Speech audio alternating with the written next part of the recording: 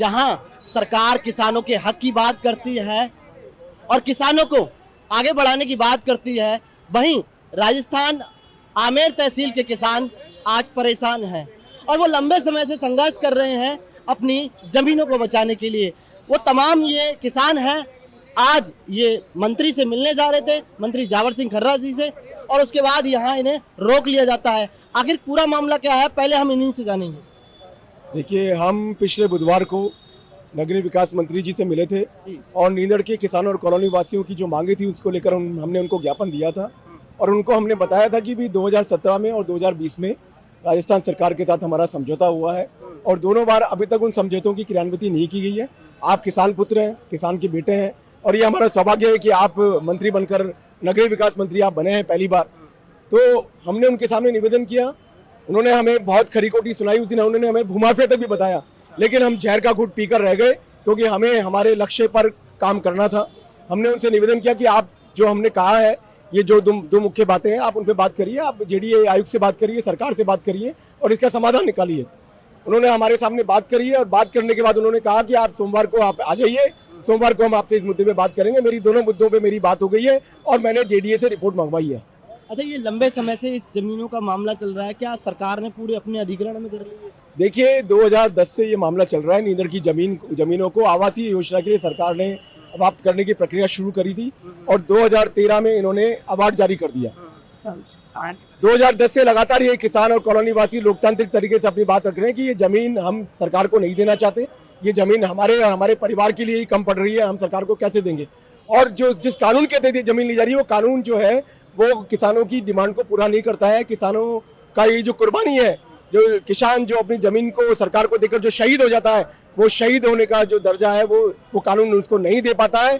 और सबसे बड़ी बात, इसी दौरान नया कानून की प्रक्रिया भी संसद में चल रही थी, लेकिन सरकार ने जमीनों की लूटों का जो सिलसिला है उसको जारी रखने के लिए हमारी अवाप्ति की प्रक्रिया को रोका नहीं, पुराने कानून से अवाप्ति की प्रक्रिया पूर्ण कर ली। हमारा विरोध करने के बावजूद भी और देश में नया कानून आने के बाद भी हम लगातार उनसे डिमांड कर रहे हैं कि नए कानून के आधार पर हम किसानों को न्याय मिलना चाहिए, लेकिन कोई सुनवाई नहीं हो रही है। और आज की तारीख है कि प्रदेश में 3 कानून चल रहे हैं, एक साथ 3 कानून जमीन अवाप्ति के चल रहे हैं। ये लोकतंत्र है, एक संविधान है, तो कानून भी एक होना चाहिए। लेकिन आप खुद देखिए किस तरीके से कानून का मखौल उड़ाया जा रहा है। जो सरकारें कानून के बलबूते पर चुनकर आती है, वही कानून का मखौल उड़ाकर कानून के बलबूते पर जमीनों की लूटपाट कर रही है। आज हम जब मिलने जा रहे हैं, आज आप उन खर्रा साहब से पूछिए कि जब वोट मांगने आए थे तो क्या वो अकेले आए थे? पूरा सैकड़ों का लवाजमा लेकर बिना हमको इन्फॉर्म करे आते।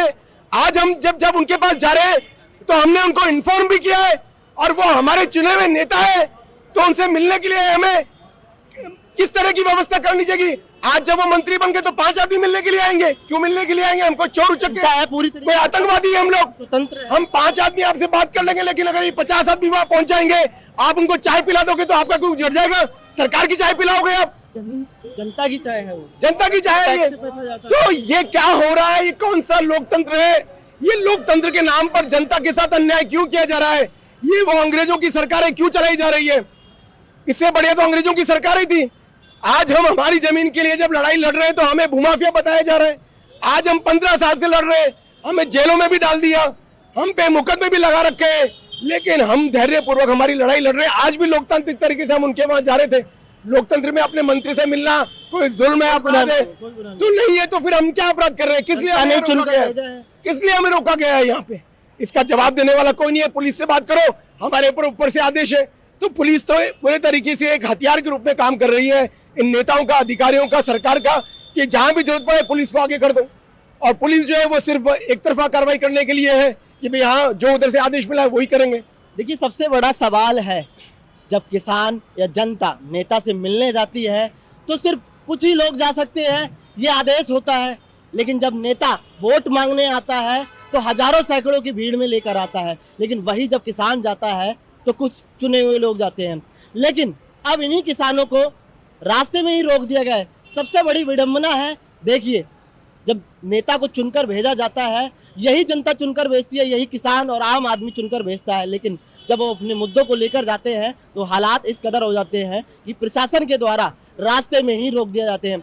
आप ये जयपुर विकास प्राधिकरण का बोर्ड देख रहे होंगे, जहां पर ये तमाम 2017 की बात है, जहां पर इन तमाम मुद्दों को लेकर इनकी जो निंदड़ आमेर तहसील की जो ज़मीनें हैं, उन किसानों की ज़मीन आवासीय विकास प्राधिकरण के तहत ली जा रही हैं, लेकिन किसानों का कहना है कि हम ये ज़मीन नहीं देना चाहते हैं, क्योंकि ज़मीन किसानों की माँ होती है और उसी माँ से वो उन अपनी ज़मीन को रखवाली करना चाह रहे हैं, क्योंकि ज़मीन आज के समय में किसान के लिए बहुत ज़्यादा महत्वपूर्ण है। अब वो किसान नहीं देना चाह रहे हैं, लेकिन सरकार जो है विकास के नाम पर, आवासीय विकास के नाम पर उन ज़मीनों को लेना चाह रही है। लेकिन किसानों का कहना है अगर हम देंगे तो नए कानून के तहत देंगे, लेकिन सरकार जो है पुराने कानूनों के तहत मांग कर रही है।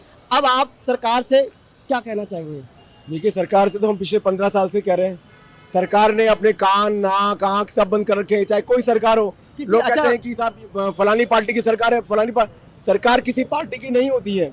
सरकार तो सरकार होती है, और सरकार का पिछले 15 साल का हमारा अनुभव है कि सरकार न तो जनता को सुनना चाहती है, न जनता की बात मानना चाहती है।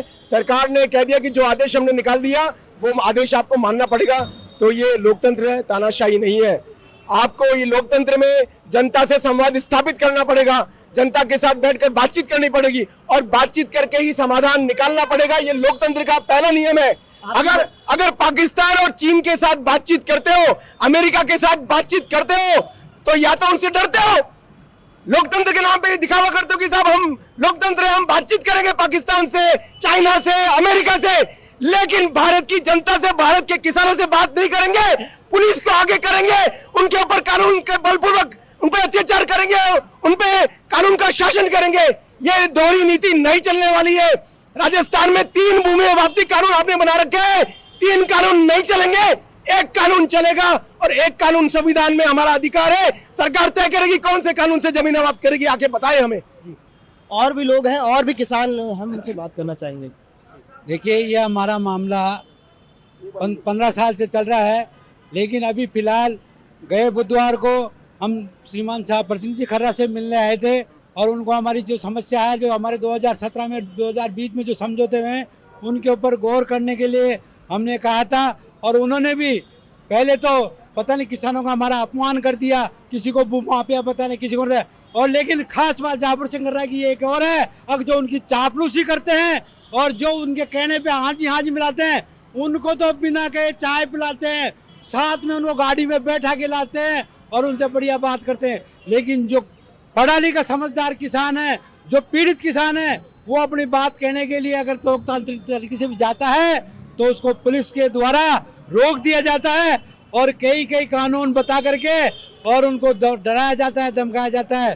तो लेकिन आज फिर हम खर्रा जी को सोमवार को मिलने को बुलाया था, इसी कड़ी में आज हम यहाँ हैं। लेकिन देखो, एक दुर्भाग्य है इस निंदड़ की जनता का, इस देश की जनता का, क्या ये नेता बनने के बाद में अब खुद डरते हैं और पुलिस को आगे करके और रोक देते हैं। लेकिन मैं ये बता देना चाहता हूँ, उस खर्रा जी से भी बता देना चाहता हूँ, और ये जो सरकार है उनको भी बता देना चाहता हूँ कि किसान पीछे नहीं हटेगा, मर जाएगा, लेकिन अपना हक लेके रहेगा।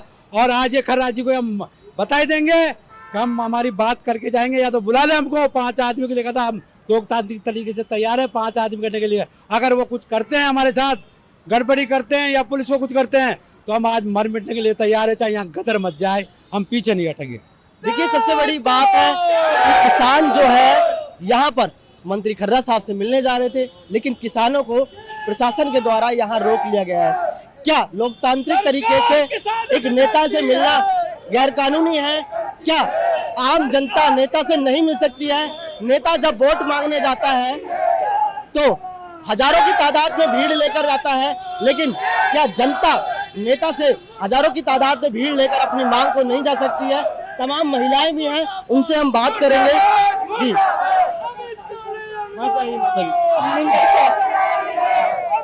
किस मुद्दे को लेकर आए हैं? जमीन को, हमारी जमीन को सरकार छीन रही है, हम अपनी जमीन 1 इंच भी नहीं देंगे हमारे जीते जी। आपकी जमीनों पर जो है सरकारें कब्जा कर रही हैं। हाँ, 15 सालों से। 15 सालों से। चलो, मैं तो कौन बोल सकती? अरे भाई,